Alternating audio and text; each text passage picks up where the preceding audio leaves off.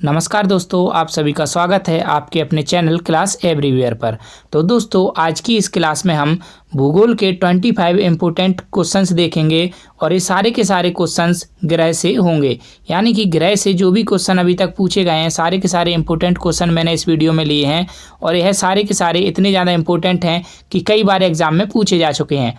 और अगर आप इस वीडियो को देखते हैं तो ग्रह से आपका क्वेश्चन बाहर नहीं जाएगा और 1 से 2 नंबर आपके एग्जाम में ज़रूर मिलेंगे। तो चलिए क्लास की शुरुआत करते हैं। तो आज का पहला प्रश्न है कि मंगल एवं बृहस्पति ग्रहों के मध्य सूर्य की परिक्रमा करने वाले खगोलीय पिंड को क्या कहते हैं? तो इसका सही आंसर होगा ऑप्शन डी, इनको क्षुद्र ग्रह कहते हैं। अगला प्रश्न देखें तो सूर्य के चारों ओर घूमने वाले खगोलीय पिंड क्या कहलाते हैं? तो इसका सही आंसर होगा ऑप्शन ए, ग्रह। तो यह ग्रह कहलाते हैं। अगला प्रश्न है किसी ग्रह के चारों ओर परिक्रमा करने वाले छोटे आकाशीय पिंड को क्या कहते हैं? तो इसका सही आंसर होगा ऑप्शन बी, उनको उपग्रह कहते हैं। अगला प्रश्न देखें तो ग्रहों की गति का नियम किसने प्रतिपादित किया था? तो इसका सही आंसर होगा ऑप्शन बी, केपलर ने। तो केपलर ने ग्रहों की गति का नियम दिया था। अगला प्रश्न देखें तो सौरमंडल में कुल कितने ग्रह हैं? तो इसका सही आंसर होगा ऑप्शन ए, सौरमंडल में कुल 8 ग्रह हैं। और वो कौन कौन से हैं? तो वो हैं बुध, शुक्र, पृथ्वी, मंगल, बृहस्पति, शनि, अरुण और वरुण। अगला प्रश्न देखें तो सूर्य से बढ़ती दूरी के अनुसार ग्रहों का निम्न में से कौन सा क्रम सही है? तो इसका सही आंसर होगा ऑप्शन ए, बुध, शुक्र, पृथ्वी और मंगल। और सूर्य से दूरी के अनुसार अगर हम देखें तो यह ग्रह कौन से हैं? तो बुध सबसे पास है और वरुण सबसे दूर है। और यह क्रम में दिए हैं, बुध के बाद शुक्र, पृथ्वी, मंगल, बृहस्पति, शनि, अरुण और वरुण। अगला प्रश्न देखें तो आकार के अनुसार सौरमंडल के ग्रहों का अवरोही क्रम क्या है? तो इसका सही आंसर होगा ऑप्शन ए, बृहस्पति, शनि, अरुण, वरुण, पृथ्वी, शुक्र, मंगल एवं बुध। अगला प्रश्न देखें तो सूर्य के चारों ओर चक्कर लगाते ग्रह का वेग क्या रहता है? तो इसका सही आंसर होगा ऑप्शन बी, अधिकतम होता है जब सूर्य के यह समीप होता है। अगला प्रश्न देखें तो अंतरिक्ष में कुल कितने तारामंडल हैं? तो इसका सही आंसर होगा ऑप्शन सी, 89 तारामंडल हैं। अगला प्रश्न देखें तो निक्स ओलंपिया कोलंबस पर्वत किस ग्रह पर स्थित है? तो इसका सही आंसर होगा ऑप्शन डी, यह मंगल ग्रह पर स्थित है। अगला प्रश्न देखें तो पार्थिव ग्रहों की संख्या कितनी है? तो इसका सही आंसर होगा ऑप्शन बी, पार्थिव ग्रहों की संख्या 4 है।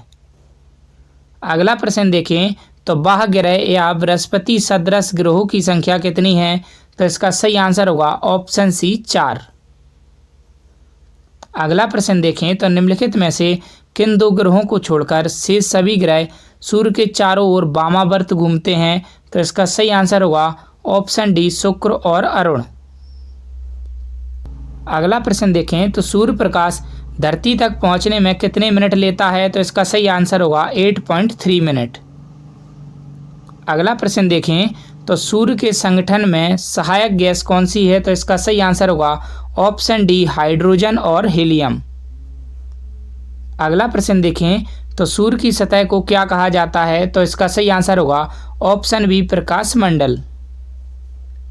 अगला प्रश्न देखें तो सूर्य के चारों ओर उपस्थित वायुमंडल को क्या कहते हैं? तो इसका सही आंसर होगा ऑप्शन ए, क्रीट या कोरोना। अगला प्रश्न देखें तो एक ग्रह की अपने कक्ष में सूर्य से अधिकतम दूरी को क्या कहा जाता है? तो इसका सही आंसर होगा ऑप्शन बी, अपसौर। अगला प्रश्न देखें तो एक ग्रह की अपने कक्ष में सूर्य से न्यूनतम दूरी को क्या कहा जाता है? तो इसका सही आंसर होगा ऑप्शन ए, उपसौर। अगला प्रश्न देखें तो निम्नलिखित में से किनके बीच की औसत दूरी को खगोलीय एकक कहा जाता है? तो इसका सही आंसर होगा ऑप्शन ए, पृथ्वी तथा सूर्य के बीच की दूरी को।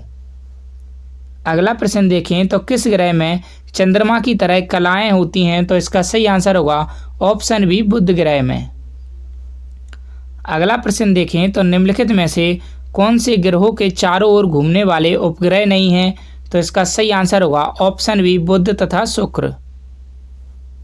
अगला प्रश्न देखें तो निम्नलिखित में से कौन सा ग्रह सूर्य का चक्कर सबसे कम समय में लगाता है? तो इसका सही आंसर होगा ऑप्शन ए बुध ग्रह। अगला प्रश्न देखें, तो सूर्य तथा पृथ्वी के निकटतम ग्रह क्रमशः कौन से हैं? तो इसका सही आंसर होगा ऑप्शन ए बुध तथा शुक्र। अगला प्रश्न देखें, तो किस ग्रह को शाम का तारा या इवनिंग स्टार कहा जाता है? तो इसका सही आंसर होगा ऑप्शन बी शुक्र ग्रह को।